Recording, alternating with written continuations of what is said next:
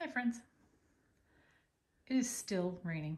So I'm sitting here with Nala and I'm taking time away because I am finishing my list for champagne and sleigh bells. I think we have a few spots left in early birds. And I'm loving what I'm reading for that event. And I want to tell you about a couple other events. One that is coming so quickly, I can't believe it. October 21st. My good friend Jen Grant, who has written this new one, which I absolutely love and I'm going to tell you about. But she's bringing her friend Glenys Snellist, who is from Britain but lives in Michigan.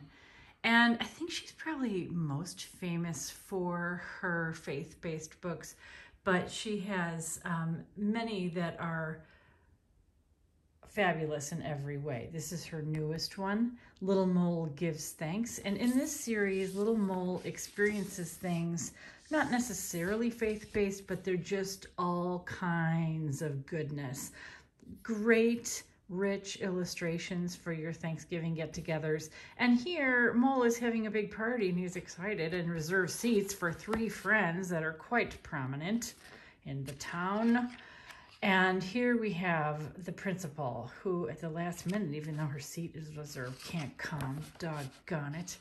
In fact, all 3 of the important people for his Thanksgiving dinner can't come. But his good friends, who are excited for his party and asking all about it, there's seats for them. And boy, are they happy to come, even though they know the reason the seats are vacant. They're just excited to be together. And so little lessons like that are the core of Little Mole.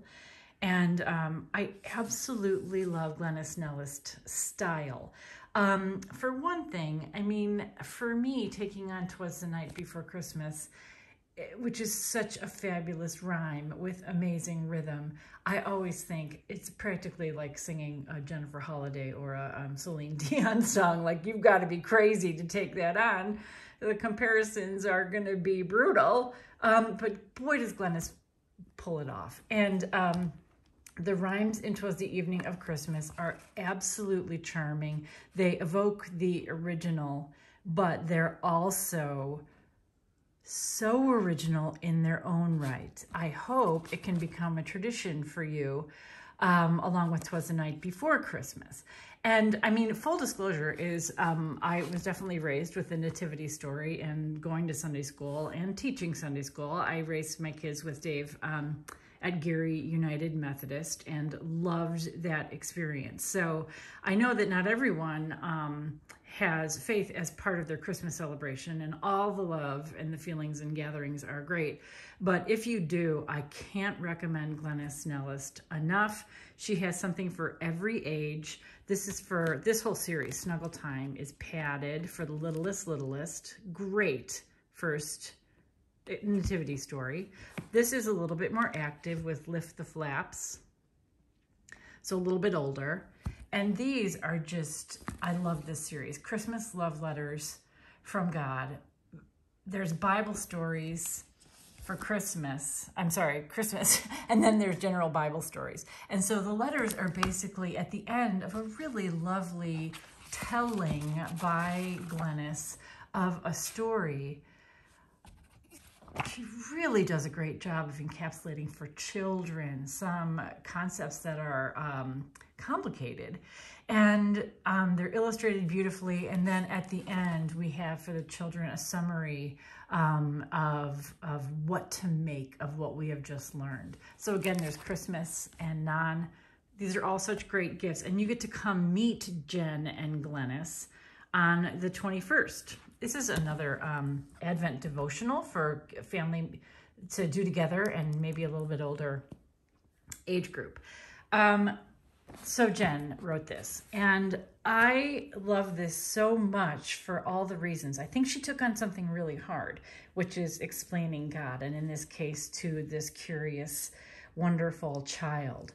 And so through it, Jen takes us through simple things that a child wonders that are hard to explain. and groups them with things that in her life she kind of understands but can't really explain, like how fizzy drinks make her feel and how dolphins have a great life in the ocean but love to be friends with humans too. And then she ties all this together with what maybe God is like too.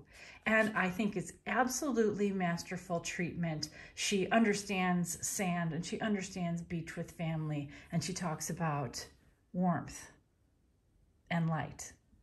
And maybe that helps explain God. So I love this book for all year round. It's brand new right now, but I question too. I have so many questions, and I think this is a great way for any child to understand hard things, but also as you read it through, if you're sometimes not sure what on earth to think, this helps me. So Jen, you are just the greatest. I love this, that maybe like dolphins, God is very different from us, but wants to be friends with us. So really ties together things in a way that makes a hard job explaining God a little bit easier. Jen, way to go.